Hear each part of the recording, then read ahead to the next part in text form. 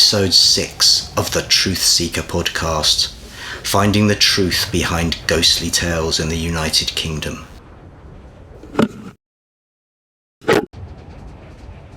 I'm recording this from the house itself, and it's just me, myself, and I here right now. It's getting dark too. I'm glad the power's still on.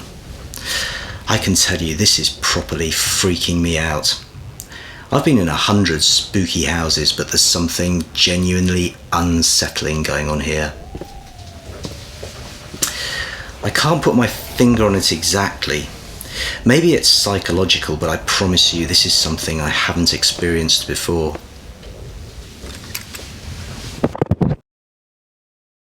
Anywho, on the trail of this tale, and I think we may have got lucky.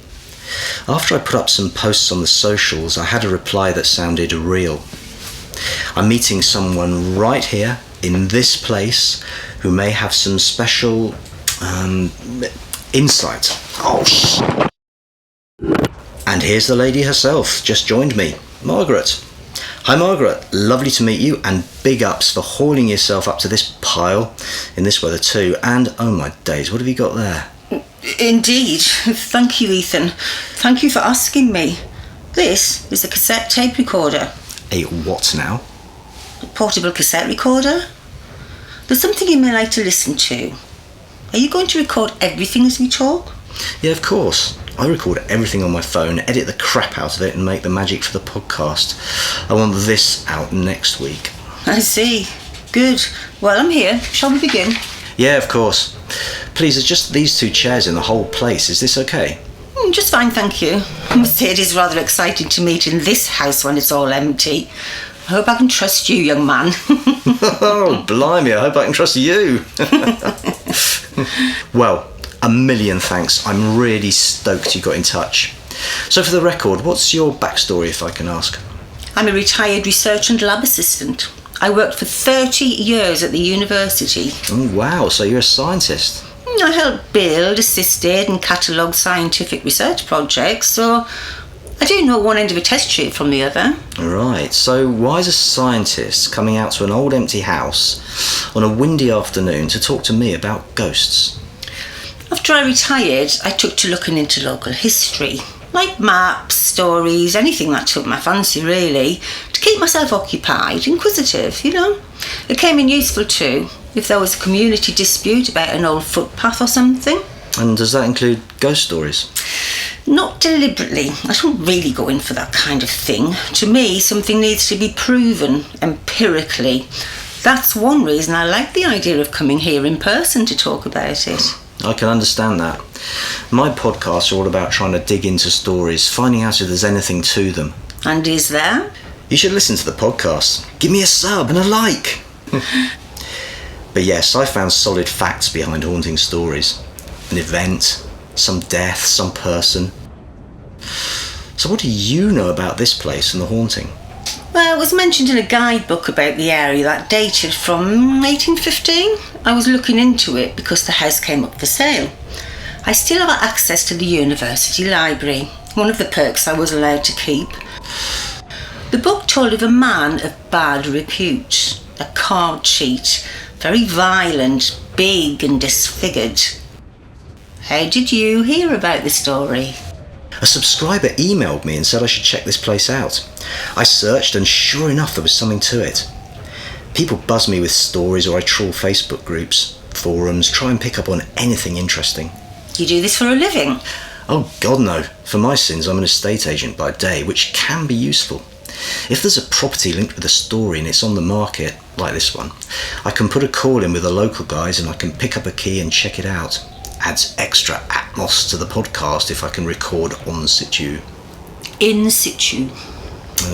Right. So tell me about this ghost that cheats at Snap and gets cross. Well, I thought it would be interesting for your radio listeners. Podcast listeners? Just so. Touche. Touche what? I thought it would be interesting for your podcast listeners to hear a radio play. A what? A radio play? Like a live stream? A play, broadcast on the radio, One of the fascinating things about research is how often one finds links and coincidences. Years ago, the university did some research for the BBC into early recordings. It was one of my first jobs. We were researching iron oxide decay. Like rust?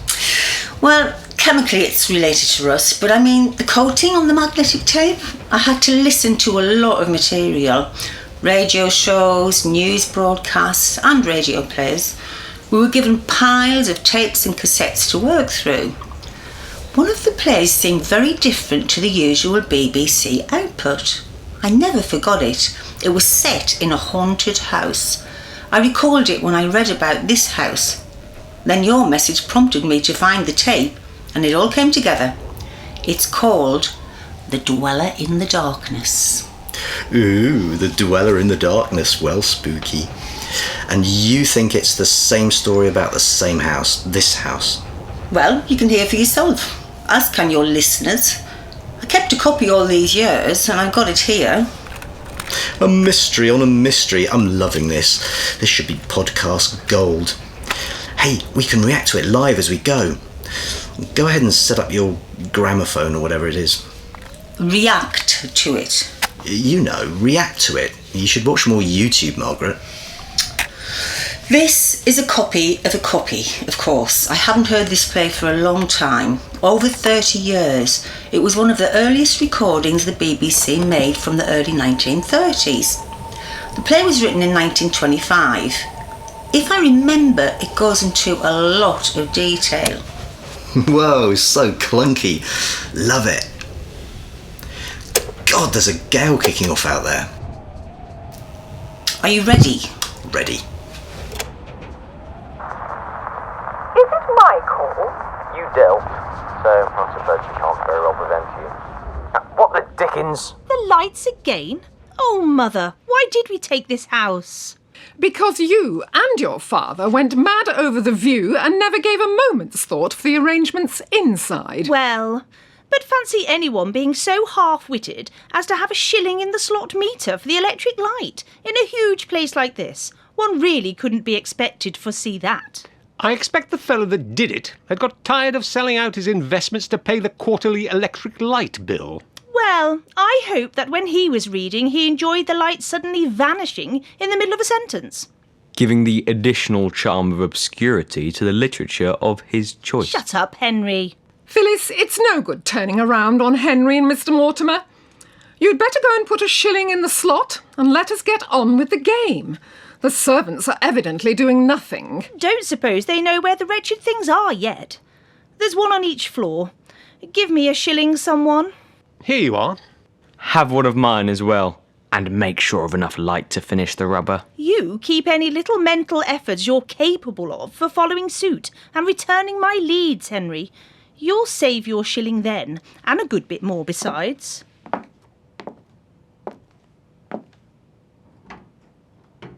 She won't be a minute. I'm sorry for the interruption. After all, one mustn't look a gift house in the meter. I thought you took it furnished. Yes, but the rent's so low that it's almost a gift. The owner's a friend of my husband's. Don't, Mortimer. Don't what, old boy? You touched my cards, didn't you? No. Oh, sorry. I thought you did. What a rum thing darkness is. Ah, the light. That's better. One gets fanciful in the dark. I almost thought... Well, never mind. There we are. Now, Henry, we're after their money, remember? It's your call, Mother. No bid. I've not held a card this evening. Nothing like telling your partner all about your hand. 1 diamond. No. Why one plays this game, I can't think. 2 no trumps. There she is again. It's the rubber game, partner. No. All right. 3 no trumps. Oh, I say. Really? Why not put them on the table and be done with it? No, I can't do anything. I'll put them on the table if you like. There. put yours down too, Henry. I'll play it from the table. They get a grand slam. They can't help it. Look, every picture card in the pack. Surely I make my ace of spades. You might if you had it, mother dear. What do you mean, if I had it? Of course I've got... Well, that's very strange. It would be much stranger if you had it, Mummy darling, seeing that Henry's just put it down with his hand. Where? Here you are, Mum. Spot the lady. Or should I rather say in these circumstances, observe the ace piece. Look, Mummy. It's all very well for you children to get above yourselves, but I distinctly saw the ace of spades in my hand just before the lights went out. Really? I expect there's a bogey behind your chair, Mother. Phyllis, have you and Henry been up to some mischievous prank? No, really, Mrs. Viner. Henry, just count your cards, will you? Of course. 1, 2, 3, 4, 5, 6, 6, 7, 7, 8, 8, 9. 9. You've got 14, old boy. Oh, rot. 10, 11, 12, 13, 14. By George, I have though. Mummy, you dealt. Didn't you notice whether the cards ended wrong? Yes, they didn't. They came round to me. Henry, did you take one of my cards for a lark when the lights were out? No, Mrs. Viner. Of course I didn't. Because, as a matter of fact, I felt a little tiny tug, but I thought it was imagination. So it was. Miss Deal. Whose turn is it? Do you mind if we don't play anymore? Not a bit. Only it leaves the rubber unfinished. It doesn't matter. Why? What's up, Henry? Well, since you've begun talking about tugs, I thought I felt someone leaning over me when it was dark. Honestly. And then I thought Mortimer touched my cards. And I don't remember the ace in my hand when I first sorted it. Why did you stop it? I'm reacting. I can hear words in English, but other than that, I have no idea what's going on. Rubbers, trumps. What is this? Contraceptive advice for Americans? They're playing bridge. It's a card game for 4 people who plays 2 pairs of partners and the whole pack is dealt out. The point is that you play with 13 cards each. But after the lights went out, Henry now has 14. Seems a card was moved from Mrs. Viner's hand into his, the ace of spades. Okay, I see. The card theme thing. I'm loving the accents. It's a product of its time. Shall we continue? Spooks, Henry. What? That's better fun than bridge. Thanks so much. We live here, remember? But, my dear Miss Viner, you don't believe rot like that, do you? Well, I don't know. What's that? Oh, Father. Oh, come in. You gave me such a fright. Nonsense, Phyllis. How could your father give anyone a fright? I've certainly never succeeded in doing so to you, my dear. Urquhart is here. Come in, Urquhart. Well, finished your game? We haven't finished, as a matter of fact. We've given up playing. Tired? No. Henry felt spooky. Felt spooky? That's curious, Urquhart, isn't it? Very. Why is it curious? Because of the ghost. Ghost? Father, what ghost? Is the house haunted? Only by rats, I should think. But there's a legend about this room. This room? This very room. It's only a legend, you know. The man who lived here in the days of the Regency is the ghost. He was caught cheating at cards. There was a dreadful scandal. And when his friends had one by one cast him off and stalked out of the room, he shot himself in an agony of remorse, and now returns punctually every Friday night to maunder over the scene of his tragedy and expiate his offence. I know. The usual story. The house agents make 'em up in hundreds. Oh dear, no. It's nothing so simple as that. He was a very alarming customer. Immensely powerful. Over 6 feet high, with a curious round-shouldered, stooping walk. Almost like a hunchback. if you can imagine such a thing on a 6-foot man. He had a very wicked reputation in the neighbourhood. Used to go about armed with some horrible thing like a knuckle duster. He'd hit out with it on the slightest provocation. What's that to do with cheating at cards? I'm coming to that. He had uncanny luck at gambling and used to give parties regularly. Here in this room, I dare say at that very table. It looks old enough. Thanks awfully. Well, it's nothing to worry about now, Phyllis. One night, a comparative stranger was playing. Someone who didn't perhaps realise his host's reputation and was unwise enough to query the fairness of the play. The host took one leap at him and hit him in the face with a knuckle duster. You can imagine the effect. It ploughed up the man's features as though they'd been peeled off, wiped out, obliterated. It killed him. And then he killed himself? No, fell down dead. Apoplectic seizure. How do you know all this about a furnished house? There's a book about it in the library. Pictures of the man, too. There, I knew it. That's a reference to the same book I found. The playwright was evidently basing this on fact. I like what that Sarky Mortimer said about the house agents making up stories. We still do that now. People always ask about ghosts in older properties. I can guarantee every viewing. God, it's getting cold out. And that weather's sounding unpleasant too. Is there much more? No, not much. Let's not keep stopping it.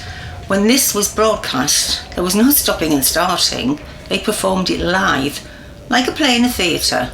We should keep going now, right until the end. All good with me. Continue.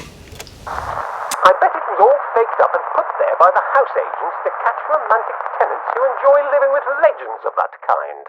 What? Fella dies in a drunken brawl, and then spends the following century hovering about in a draughty card room. Sorry you feel the draught, Mr. Mortimer. I beg your pardon. That was only thrown in as a figure of speech. But really, one can't swallow that. I mean, a century's such a long time, isn't it?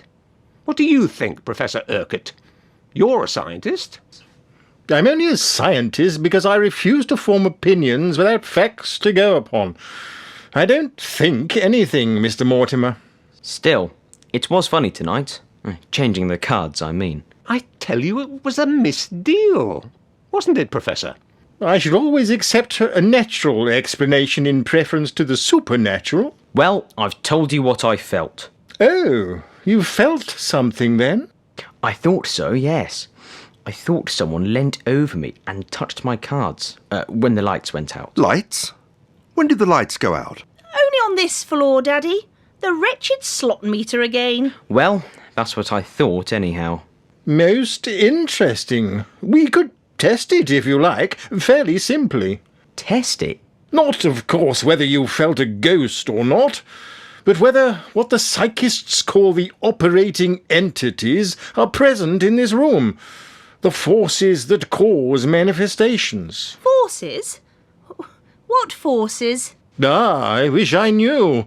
Some people think a sort of undetermined animal magnetism. Some think actually discarnate human beings. Discarnate human beings? Ghosts, in fact? Well, I suppose they might be called ghosts, but very harmless and practical-minded ghosts that juggle with tea tables and ring bells and in some circumstances talk through trumpets. Instead of talking through their hats, like a great many people who believe in them. Quite true. You don't sound a very convinced believer in these forces, Mr. Urquhart. Believer is too strong a word. I think there's a case for investigation. Then let's investigate. By all means. If Mrs. Viner has no objection. None at all. It thrills me. But how? What are we to do? It's perfectly simple, provided one of you has mediumistic power. But how can we tell that? Most people have a certain latent potentiality. We shall know by our results whether we've a real medium among us. Or a real humbug. No, Mr. Mortimer, you're not to spoil it. All right, let's try. Bring up the chairs round the table. Mr. Mortimer, go between the two ladies, will you? They mustn't sit side by side. Thought it was a séance, not a tea party. All right, I'll do it. We must relax our minds. No tension. Just empty them as much as possible. That, fortunately, doesn't take much effort in Henry's case. Shh, don't be flippant. Mr. Mortimer may be as unconvinced as he likes, but we must none of us be flippant. I'm the soul of gravity. Hands on the table. Little fingers touching. Switch off the lights, someone. I thought so. Only in the dark. Well, but after all, that's the main reason why we know so little. The forces can't work in daylight. It deadens them. Or exposes them. Perhaps, though the spectrum contains many equally curious qualities, and it's a strange thing that from time immemorial there should have been a tradition of the powers of darkness. Is everyone allowing his mind to be at complete peace? There is mediumistic power. How do you know? Because of the chill on our fingers, like a cold wind. Can't you feel it? Yes, I can. I mustn't talk about the draft again, I suppose. But there's a gale blowing under that door, enough to freeze a man to... Quiet, Mr. Mortimer. Give it a chance. Sorry. No, What is What it? is it? there's a cobweb on my face. It won't go away. No? Leave it alone. That's one of the regular symptoms. Yes, the influence is growing. One of us is a powerful medium. Mother? Mother? She's asleep, I think. Then don't disturb her, whatever you do. She must be the medium. It's all right, I suppose, Urquhart. Perfectly. Don't be an ass, Henry. What do you mean? You tilted the table. Don't. I didn't tilt the table. I will, though. That's curious. What's curious, Henry? I can't move it. Look, I'm trying as hard as I can. How can I look in the dark? Yes, but please, both of you, don't interfere with the séance. We may get something really out of the way. What makes it rock like this? Unless someone is cheating, psychic force. Unless... That's what I said. It's a remarkable thing that these things never happen except when there's a loophole to fraud. Let's try to reduce the possibility of fraud, then. We'll go a step further. All take your hands off the table and join hands in a ring. Have you done that? Yes. Yes. Is anyone there? Henry, don't play the ass. I'm not, you fool. Hush! If there is a message, will you rap again? Sorry you've been troubled. A sign, please. Really, Mr. Mortimer, you are most unwise. It irritates them. Them? The unseen, the dwellers in the dark. Why do you assume the plural? Them or him, if there's only one. Usually there are more than one, but Mr. Mortimer makes it very difficult. I'm sorry. Go on. There's very little use in going on. They won't say anything now. Wait, though. Perhaps we'll get something. Does that mean a message? How are we to read it? The alphabet? Very well. From whom is the message? A, B, C, D, E, F, G, H, H. A, B, C, D, E, F, G, H, I, J, K, L, M, N, O, P, Q, R. A, B, C, D. Hard. Does that mean difficult? Oh, well, go on.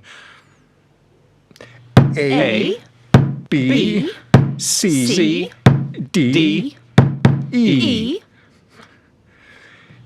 A, B, C, D, E, F, G, H, I, J, K, L, M, N. Harden. Is that a name? It is. Go on then. A, B,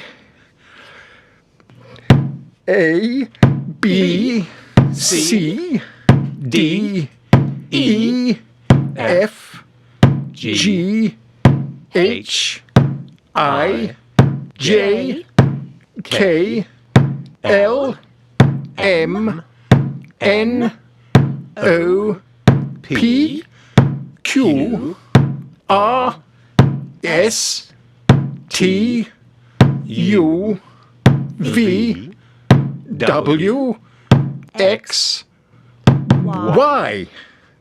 Harden by. No, it's not that. Hush! Wait.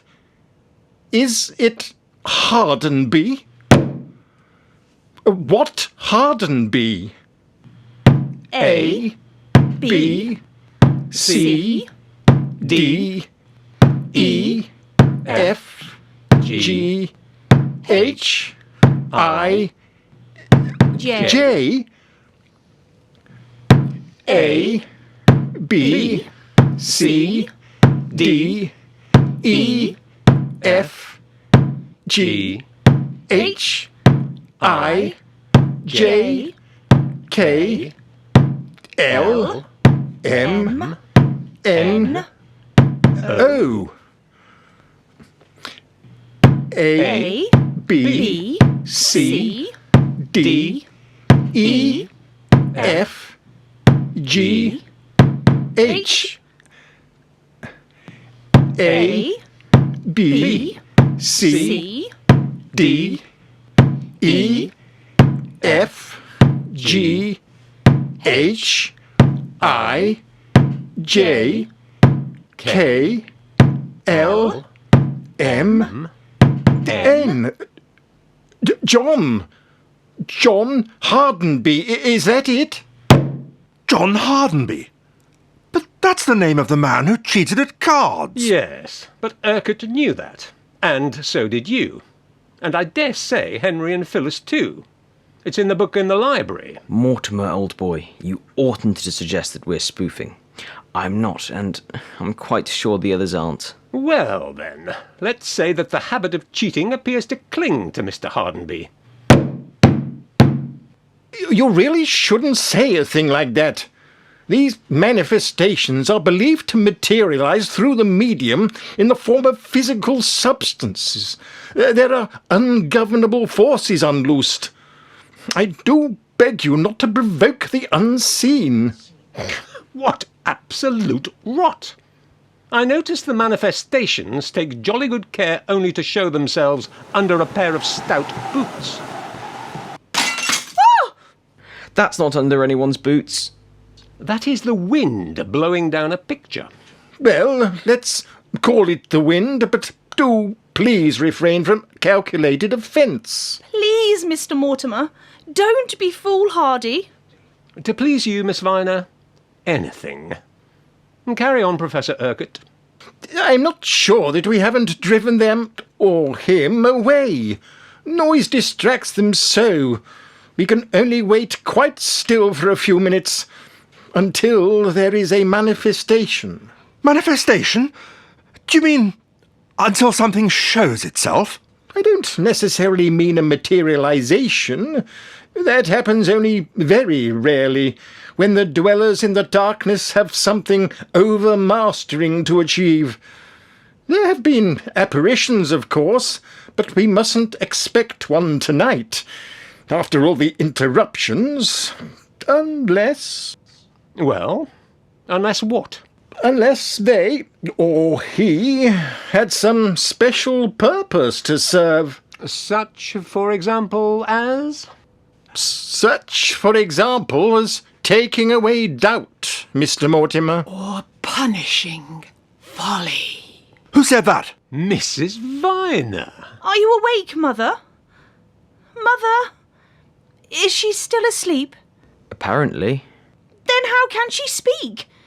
It didn't sound like her voice either. It didn't sound like anyone else's. And so, by elimination... Quiet, Mortimer. You promised. But was it her voice, Mr. Urquhart? The sounds were made by her vocal cords, but whether she was using them... Oh, you mean... Look here, I don't know what you others think, but I believe there's something in the room. Don't, Henry. That frightens me. Whatever you do, control your fear. You must never let the unseen get you afraid. There is something. Over there by the window behind. Look. It's the sofa, of course. It's not the sofa. It's some horrible rounded thing. It's like a hunchback. It's blocking up all of the lower part of the window. I'm frightened. Miss Viner, you mustn't. You really mustn't. You put yourself in their power if you show fear. I can't help it. I'm afraid. It's moving. It's coming this way. It's coming at me. Someone turn the lights up quickly. The light is infallible in restoring control. Go on, Henry. Turn it up. I can't. The switch won't work. Won't work. I'll come. Mr. Urquhart, there's something standing just beside me. Oh God, I've touched it. Here, let me do that light. Don't play the ass anymore, Henry. Get out of the way. I'm not in the way. Then get out of the way, you, whoever you are. You, in front of me. Get out of the way! Get out of the way! I'll lay you out if you play the fool. All right, it's your own doing. Take it then. Oh God! What's the matter? What's the matter? Mortimer, are you all right? Can't someone strike a match? Who's that laughing? I'll have this in a minute. Henry, there are matches in my coat. Won't strike. There's a light on the landing, isn't there? I'll open the door. Now you can see a bit. What's that crouching over Mortimer? Don't be hysterical, man. There's nothing there. Got it. Thank God for the light at last. I've been asleep. What's the matter with everybody? What is it? My God, look at Mortimer. Turn him over, quick. Ah! He hasn't got a face. He hasn't got a face. He hasn't got a face!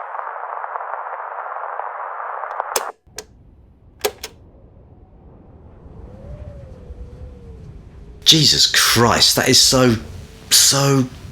Unexpected. Yes, unexpected and... I don't know, genuine? Oh, what? A power cut now? Really? Margaret, are you moving about? No, I'm right here. We're right here. My phone. Bollocks. I need to find my phone.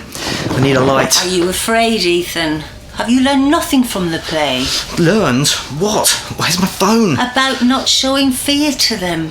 I have your phone in my hand. My forebear passed it to me. I can't see a thing, Forbear. What are you talking about? You never asked me my name. It's Hardenby. And I want this house, my family's house, to return to the family. What? I am one of your most loyal subscribers. I have given you a sub and a like, and I enticed you here with your own vanity. What the hell? After they find what's left of you, I'm reasonably sure the price will drop. Oh, God. No one wants to buy Where's death. my phone? But then, I'm sure you know all about that. Ow! Ow!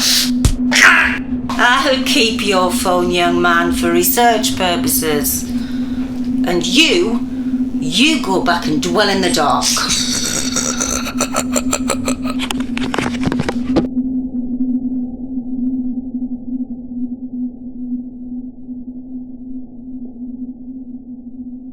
The Wychwood Players present The Dweller in the Darkness, a play of the unknown. Written by Reginald Berkeley, written for broadcasting in 1925. Additional material was written by Anthony Gofton and William Gofton. Ethan was played by Paul Mans. Margaret was played by Janice Collins. Mrs. Viner was played by Hazel Hughes. Henry was played by William Gofton. Phyllis was played by Claire Brown. Mortimer was played by Ralph Weirs. Mr. Viner was played by Philip Croxon. Professor Urquhart was played by Mark Jesse. The play was produced and edited by Anthony Gofton. The play was directed by Mandy Ray Jesse. This has been a Bugnet production for the Wychwood Players.